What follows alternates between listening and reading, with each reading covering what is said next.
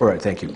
Now, President Emmanuel Macron is expected to announce France's intention also to withdraw its forces from Mali, according to a diplomatic source, after he hosts a top-level meeting on the Sahel region of Africa today.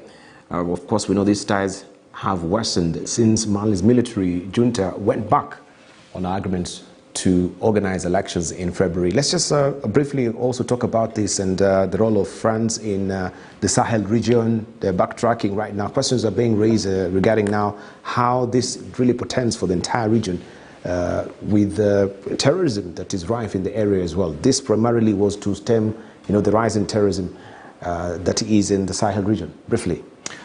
Now, Dibal, at the risk of sounding like this panel today is beating up so much on France, it is not it's not our intention to do that. Of course. But sometimes history, forces us to do or say certain things. Mm-hmm. Now, this is a case in one way of chickens coming home to roost.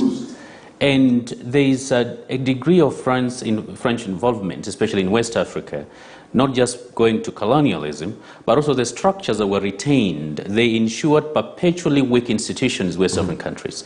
We have had almost twice as many coups in Francophone countries as we've had in Anglophone countries. And that is not an opinion, that is a fact. There is a problem with that. Number two, it is important, while it is critical, especially to fight terror, and France has actually been at the forefront in trying to fight terror in West Africa, that local capacity is actually built, and that leadership of those countries are not viewed as puppets, because that is where junior military officials have found themselves actually taking over, sometimes actually with the help of these external players. And so I think it's time for President Macron and the French system to recalibrate its policy towards Africa, but to engage more robustly, perhaps at a regional level, but also on an equal basis, so that at least fewer countries stop using the franc in the 21st century as their currency and having the central banks control from elsewhere. Thank you. It's not going to be helpful. The great Charles de Gaulle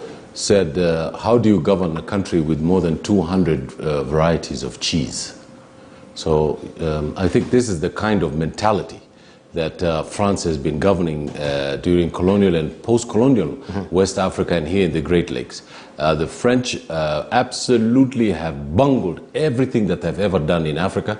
They came here with the concept of missions révélatrices to create little Frenchmen in Africa. Our friend here has just come from Djibouti, and he can testify to the fact that project is largely failing in Djibouti. It has failed in Mali, and thank goodness that Mali has ejected the ambassador of France for what they have been doing in that region. And I think this kind of dependency on Europe should end. We should not have a conference in Brussels, which, as Mustafa correctly put, has put 10 million Africans in the grave. We need reparations for slavery and colonialism. Right. Now, one liner from each of you, even as we're winding up, I'm being hounded out of studio. Let's hear from Professor Kagwanja briefly. Very briefly, we're winding up.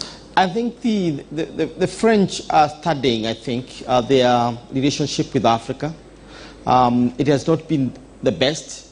There is restiveness in many parts of Africa about the legacies of the colonial the decolonization in French West Africa or Africa generally, that left France as still a major player in African countries. And those of us in other parts are very concerned about the control of economic policies of these countries, the military presence of France, and so on. Thank you. But that said, then, so there has to be work in progress. Thank you. France has to basically begin, as Africans need freedom, destiny. Thank you, thank you. Professor Nomidama, briefly. I congratulate President Kenyatta for taking a bold step of having a bilateral relationship with UAR. Need to happen with America, need to happen with Europeans to produce substantive outcome. Thank you. For the citizen of Kenya. All right, thank you. Also, let's hear from Mustafa briefly as we're running up. Dibal, we, congratulate President Uhuru Kenyatta for taking Kenya to the UAE and bringing UAE to Kenya. And we hope that this new relationship is going to yield for the benefits of the people of both countries, Kenya and the United Arab Emirates. Thank you.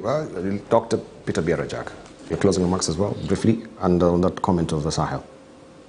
Yes, on the issue of Sahel, indeed, France has a lot to learn and a lot to apologize from its past, and it's better to leave this country to chart their own destiny. On my closing remarks, we in South Sudan are still struggling. We want to be able to elect our own leaders. We have never had that chance, and we have been talking about it. Our country is bleeding, is being looted. We are asking the African Union and the United Nations to ensure that the election that will be held in South Sudan next year are free, fair, and credible. Thank you. Thank you very much, panelists, this morning on a very educative, cogent discussion we've had today. Thank you for your valued company. Trixie Ngari is up next, of course, with Youth and Politics. Thank you also for your comments on social media as well. Let's continue the conversation on social media. You've been watching Global Today here on Morning Prime. My name is Debala now.